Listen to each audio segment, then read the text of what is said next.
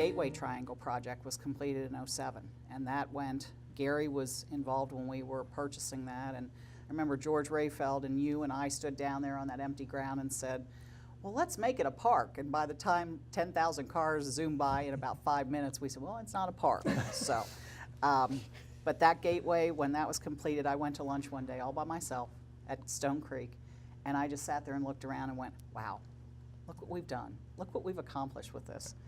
And it's stayed successful. It hasn't tanked like some projects have. Bethesda finished construction on their 7-story, 130 inpatient bed unit.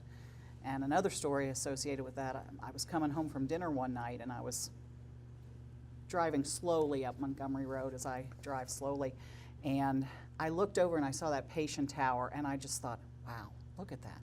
Look at what Bethesda North has come from 1968 to today. And to know the possibilities and to tour that facility and see what they offer now is just amazing. The Vintage Club Homerama was in '07, and we also had teardowns exploding. One of the most important ones that we won was when the Kroger came in and Randy Cooper, and they wanted to expand this Kroger store by about 50%. And put in new lights and refurbish the whole shopping center. Well, the Kroger store is a magnet store for that shopping center. Although we'd had some pretty bad battles on the drive-in property to not get too many shopping centers, that doesn't mean that we don't value the ones that we have and want them to be successful. I was convinced if we didn't allow that, that Kroger would pull out and our shopping center would essentially deteriorate. It was defeated the first time in because one of my 4 voted against it. And the reason I bring this up, it was one of the few things where as mayor I spent a lot of personal time on it. And I got with the one that voted against it, and he wanted better buffering. So I went to Randy Cooper and sat down and convinced him to put another $100,000 worth of buffering into the plan.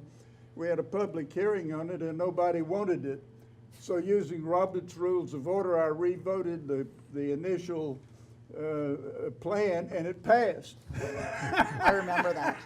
I'm convinced the shopping center would be dead by now if we hadn't accomplished that. It was quite a battle. There were a number of situations, like all the mayors no doubt did, where I had to go and represent the city at a particular event.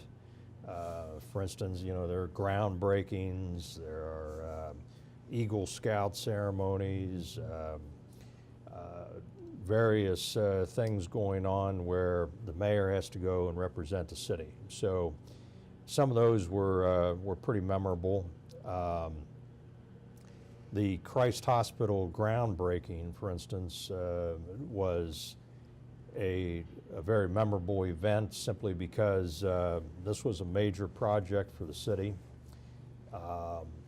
And the groundbreaking, we were standing there, you know, trying to envision what this was going to look like and if it would actually turn out to be a high-quality project like we thought it would be. And it did turn out to be that way.